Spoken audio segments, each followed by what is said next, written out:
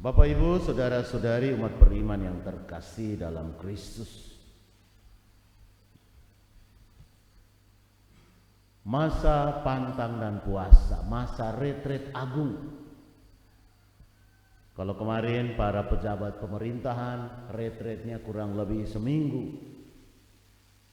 Untuk umat Katolik, puasa dan pantang kita tentu memang tidak seheboh teman-teman Muslim, karena teman-teman Muslim mayoritas di negara kita. Tetapi selain itu juga, selain karena mayoritas, tetapi ajaran kita juga memang mengharapkan kalau kita puasa tidak boleh kelihatan, tidak boleh murah muka, puasa secara tersembunyi. Hanya untuk Allah saja yang boleh tahu bahwa kita berpuasa. Berpuasa pertama-tama tujuan untuk mengurangi makanan, minuman kita untuk tujuan membantu orang lain yang berkekurangan. Harus ada poin ini. Kita mengurangi bukan untuk diri kita sendiri saja, tetapi untuk juga membantu orang-orang lain yang berkekurangan. Maka mulai hari ini apa yang kita masukkan dalam kotak APP itu menjadi miliknya orang miskin. Kalau kita satu orang 1.000 per hari sejak hari ini sampai 40 hari, maka 40.000 per jiwa yang harus kita kurangi secara nyata sebagai tanda pengurangan kita yang konkret, sehingga otomatis kita akan mengurangi konsumsi kita. Puasa bagi kita adalah makan kenyang 1 kali saja dalam 1 hari. Kalau kita ada undangan, kita kan boleh makan. Tapi kalau hari Jumat selama masa ini berarti daging mungkin tidak usah. Kita bisa pilih, tapi tidak usah tuju kalau kami puasa, tidak usah. Dalam hatimu saja cukup. Cukup engkau dan Tuhanmu yang tahu bahwa engkau berpuasa. Itu lebih penting. Karena apa?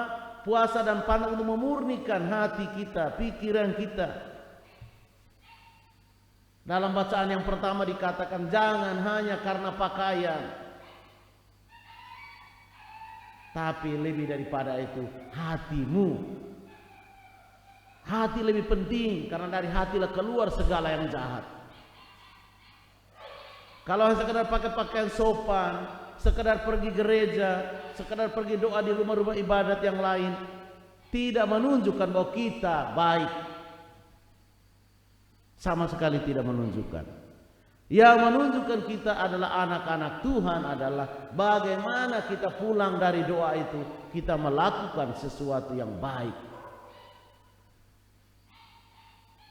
Bertobat bukan hanya berhenti pada tempat itu. Misalnya Romo itu sebenarnya maunya ke Sila, tapi karena Romo orang baru, saya beloknya ke arah Dompu. Kalau saya hanya berhenti di jembatan itu, saya tidak akan sampai ke Sila. Bertobat pun demikian. Setelah tahu, oh ini jalurnya salah, saya balik arah, putar kembali haluan ke arah Sila. Itu maksudnya bertobat. Sudah tahu ini salah, berhenti, lalu balik arah, buat yang benar. Itu makna pertobatan. Kalau tidak ada guna. Rabu-abu, nanti kita semua akan ditandai dengan abu untuk mengingatkan kita bahwa sesungguhnya kita ini hanyalah debu yang ditiupkan napas kehidupan oleh Allah sendiri. Allah memberi penghidupan kepada kita. Dan Allah ini datang dalam bentuk Sang Firman. Firman itu menjadi manusia untuk mengajarkan kepada kita siapakah Bapa itu. Bapa itu tidak menghendaki kita mati. Bapa itu mencintai bahwa kita harus hidup.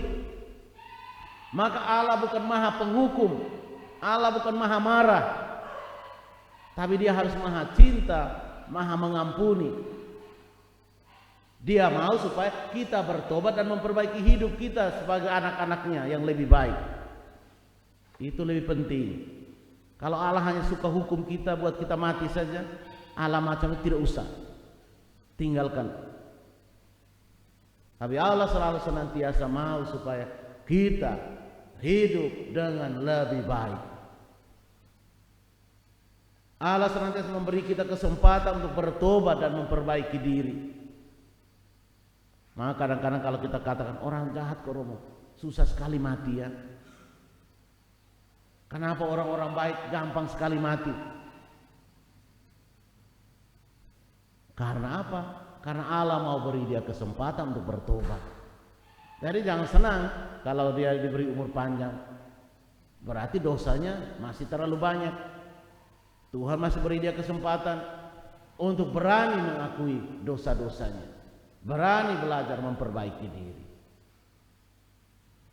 Maka semoga pada pagi hari ini dalam misa Rabu Abu ini kita semua mengingat kembali bahwa Tuhan senantiasa mau supaya kita tetap berada dalam lindungan kasih-Nya dan belajar menata hidup ini sesuai dengan rencana dan kehendak-Nya. Semoga Tuhan memberkati kita. Amin.